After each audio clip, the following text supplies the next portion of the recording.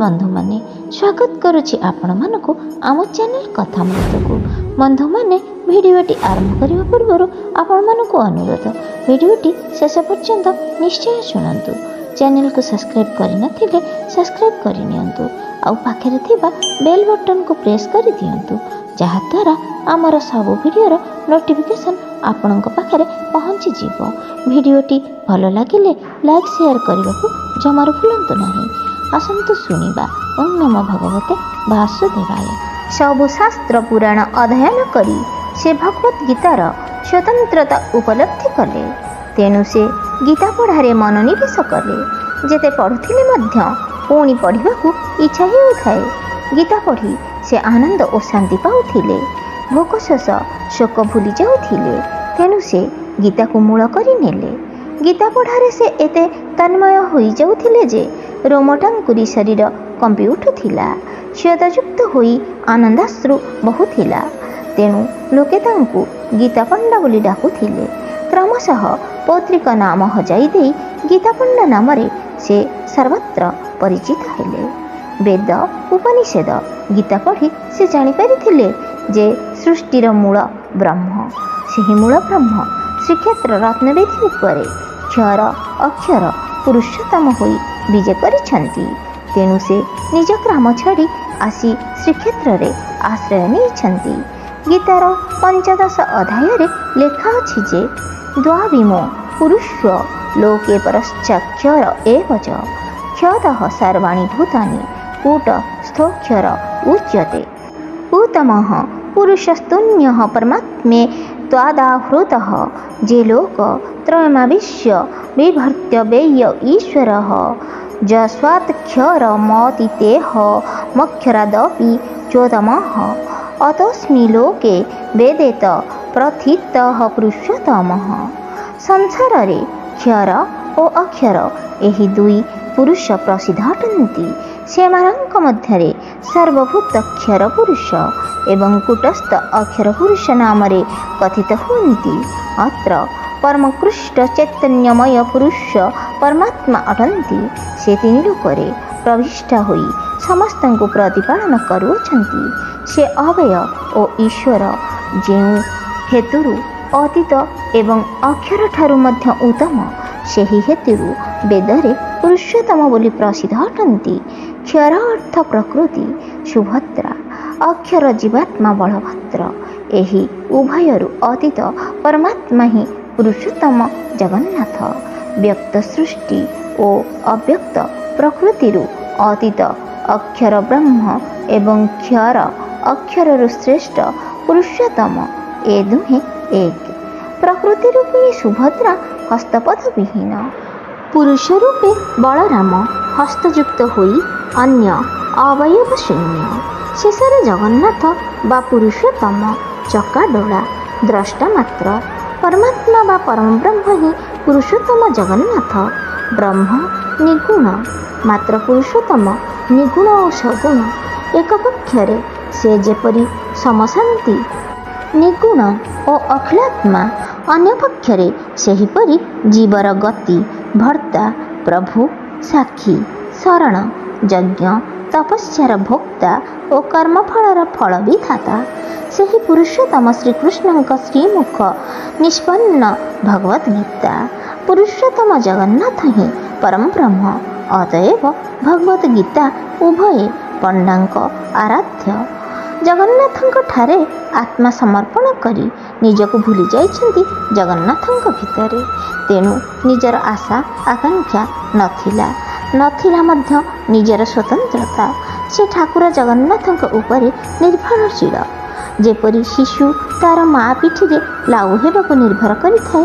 दरिया भितरे जहाज जेपरी आश्रय मिले भगवान जगन्नाथ व्यतीत तार निजर बोली केही नाही।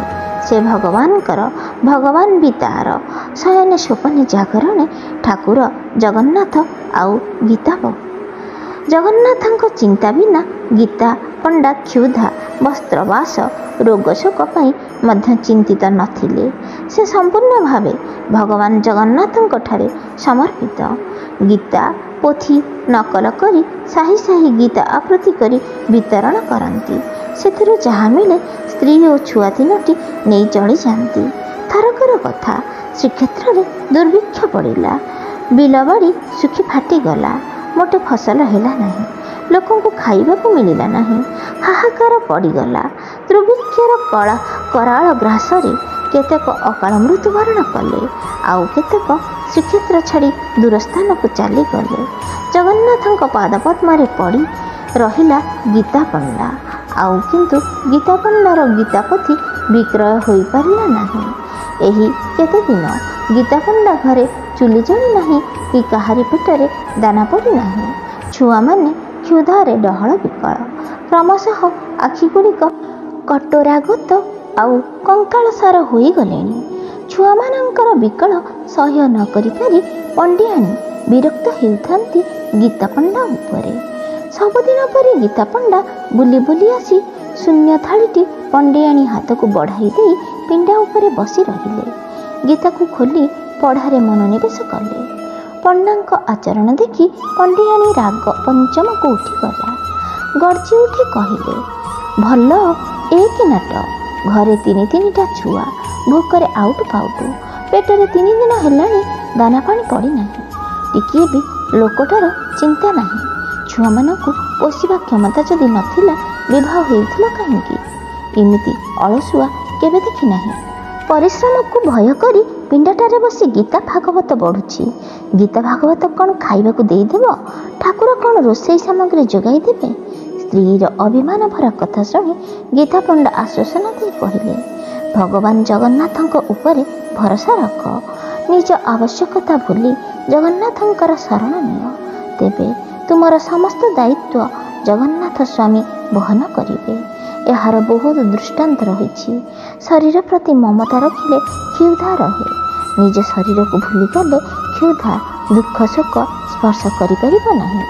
ଭଗବାନ ପରା ନିଜେ କହିଛନ୍ତି, ଅନନ୍ୟଶ୍ଚିନ୍ତୟନେ ମାମ୍ ଯେ ଜନାଃ ପର୍ଯ୍ୟୁପାସତେ ତେଷାଂ ନିତ୍ୟାଭିଯୁକ୍ତାନାଂ ଯୋଗକ୍ଷେମଂ ବାହାମୋହିମଃ। ଅନନ୍ୟ ଚିତ୍ତରେ ଆତ୍ମଚିନ୍ତାରେ ନିରତ ରହି ଯେଉଁ ଭକ୍ତମାନେ ଆମ୍ଭର ଉପାସନା କରନ୍ତି, ଆମ୍ଭଠାରେ ନିତ୍ୟ ଅନୁରକ୍ତ, ସେହି ଭକ୍ତମାନଙ୍କର ଯୋଗ ଓ କ୍ଷମ ଆମ୍ଭେ ବହନ କରିଥାଉ। ଯେଉଁମାନେ ଜଗନ୍ନାଥଙ୍କ ଶରଣାଗତ ହୋଇ ସର୍ବଦା ଭଗବାନଙ୍କ ଚିନ୍ତା କରନ୍ତି ଓ ଭଗବାନଙ୍କ ଉପାସନା କରନ୍ତି, ସେମାନେ ପ୍ରାର୍ଥନା କଲେ ହେଁ ଭଗବାନ ଜଗନ୍ନାଥ ତାହାର ସାଂସାରିକ ସମଗ୍ର କାର୍ଯ୍ୟ ନିର୍ବାହ କରିଥାନ୍ତି। ପଣ୍ଡାଙ୍କର କଥାଗୁଡ଼ିକ କଟାଘାରେ ଚୂନ ଦେଲା ପ୍ରାୟ ଲାଗିଲା ପଣ୍ଡିଆଣୀଙ୍କୁ। ତମ ହୋଇ କହିଲା, ରଖ ହୋ ତୁମ ଗୀତା ପୋଥି। ଘରେ ଥିଲେ ସଂସାର ଅଛି, ସଂସାର ଥିଲେ କର୍ତ୍ତବ୍ୟ ଅଛି। କର୍ତ୍ତବ୍ୟ ନ କରି ଖାଲି ଗୀତା ପଢ଼ିଦେଲେ ଭଗବାନ କ'ଣ ଖୁସି ହୋଇଯିବେ? କେଉଁ କବି କ'ଣ ଲେଖିଦେଲା ବୋଲି ତାହା କ'ଣ ସତ? କବିମାନେ କଳ୍ପନା ବିଳାସୀ। ଭଙ୍ଗା କୁଡ଼ିଆରେ ଶୋଇ ଇନ୍ଦ୍ରଭୁବନର ରାଜଦନ୍ତ ପଲଙ୍କରେ ଶୋଇବା କଳ୍ପନା କରିବା ବ୍ୟକ୍ତି। ଗୀତା ପଣ୍ଡା ପୁଣି ବୁଝାଇବାକୁ ଉଚାଟ ହୋଇ କହିଲେ, ଏସବୁ କ'ଣ କହୁଛ? କବିମାନେ ତତ୍ତ୍ୱଦର୍ଶୀ, ଯାହା ସାଧାରଣ ଜନତା ଜାଣେ ନାହିଁ।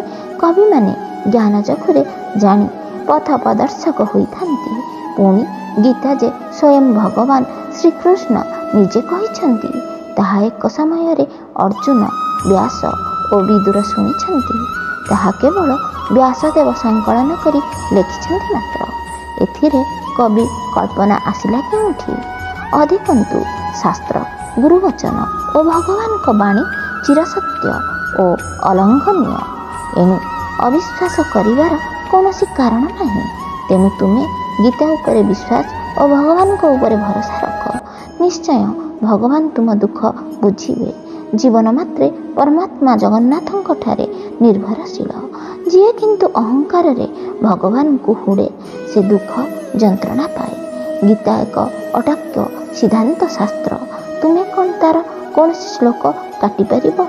ଗୀତା ପଣ୍ଡାଙ୍କ କଥା ଶୁଣି ପଣ୍ଡିଆଣୀ ଡାଗ ହୋଇ ଦୁର୍ବଳ, ନିସ୍ତେଜ, କ୍ରନ୍ଦନରତ ଶିଶୁମାନଙ୍କୁ ଟେକି ଆଣି ପଣ୍ଡାଙ୍କ ଆଗରେ ଛେଚି କହିଲେ, ଏମାନଙ୍କୁ ଦେଖି କିଛି ଅନୁଭବ କରୁନାହଁ? ଛି, ତୁମର ଭଗବାନ ଭରସା ଆଉ ଗୀତା ପଢ଼ା ମିଛ କଥାରେ ମାତି ଛୁଆମାନଙ୍କୁ ଜିଅନ୍ତା ମାରିଦେବ।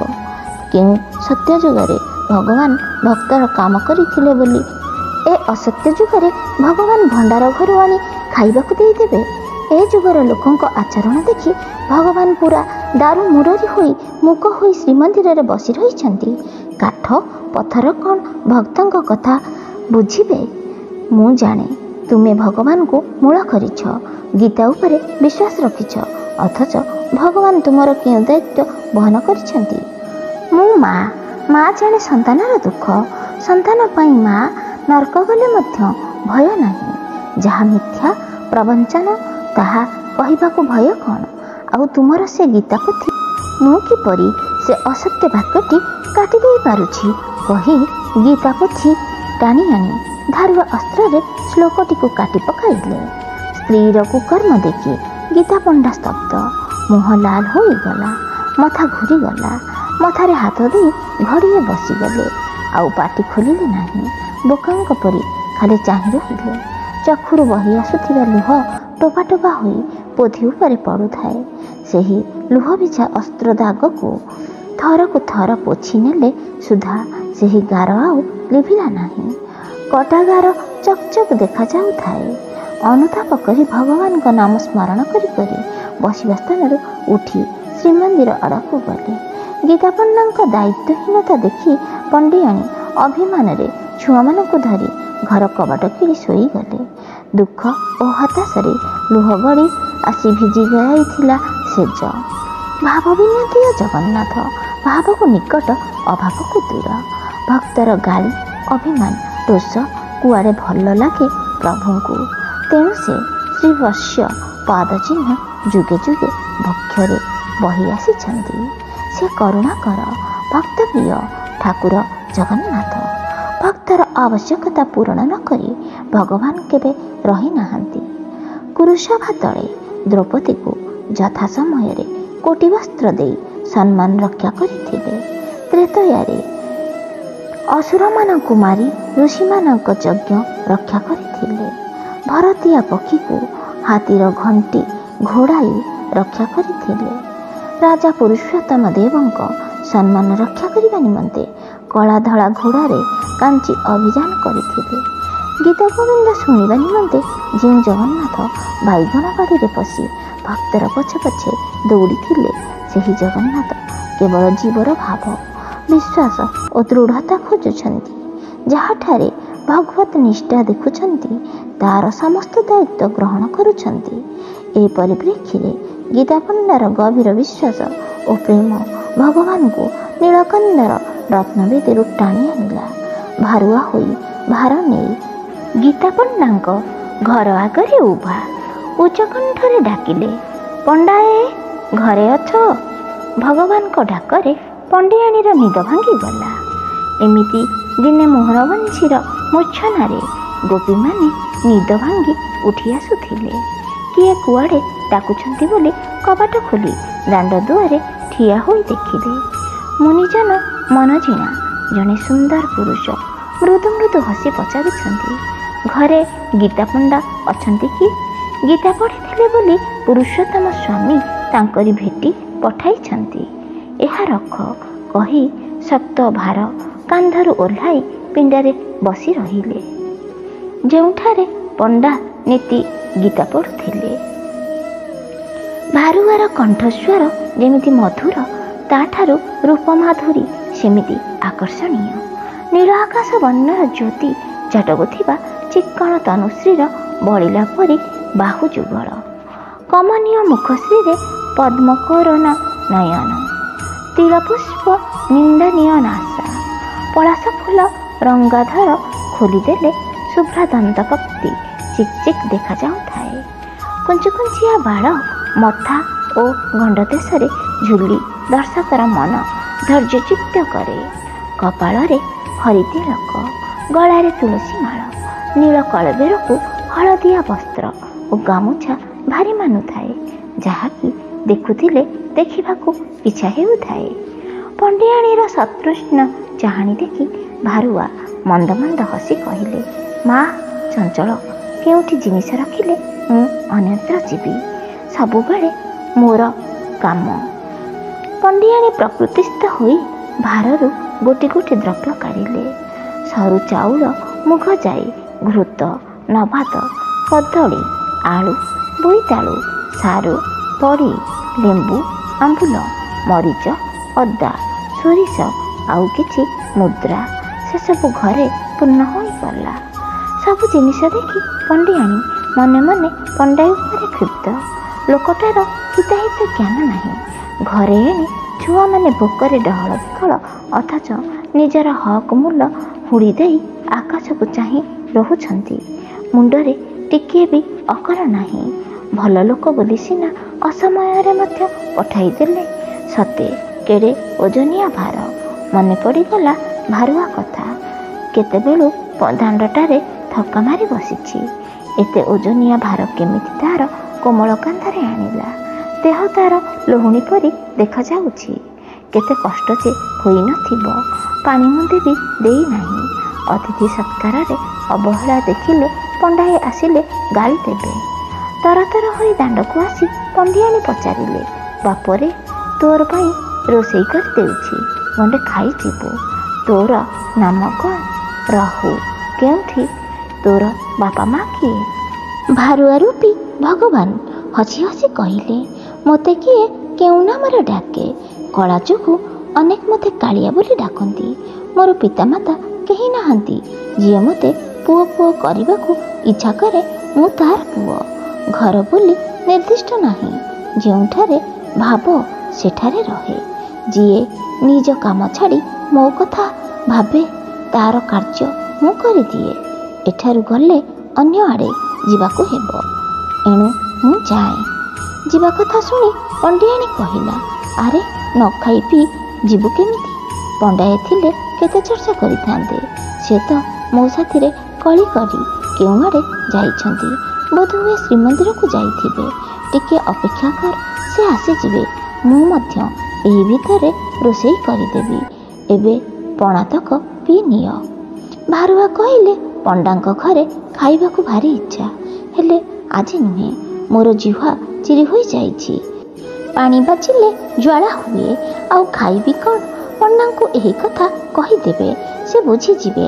ଅନ୍ୟମାନେ ମୋତେ ଖୋଜୁଥିବେ। ମୋତେ ଅନ୍ୟ ଆଡ଼େ ଯିବାକୁ ହେବ। ମୁଁ ଯାଏ। ମାୟାଧରଙ୍କ ମାୟା କାହୁଁ ବୁଝିବ ପଣ୍ଡିଆଣୀ? ମାୟାର ଅଧୀନ ଜୀବଜଗତ। କେମିତି ଜାଣିବ ସେ ନିଜେ ପ୍ରଭୁ ଜଗନ୍ନାଥ ତା ଆଗରେ ଭାରୁଆ ରୂପରେ ଠିଆ? ଯେ ଭଗବାନଙ୍କଠାରେ ଶରଣ ନେଇଛି ସେ କେବଳ ଭଗବାନଙ୍କ ମାୟାକୁ ଜାଣିପାରିବ। ଗୀତା ପଣ୍ଡା ବୁଲି ବୁଲି ଘରେ ପହଞ୍ଚିଲେ।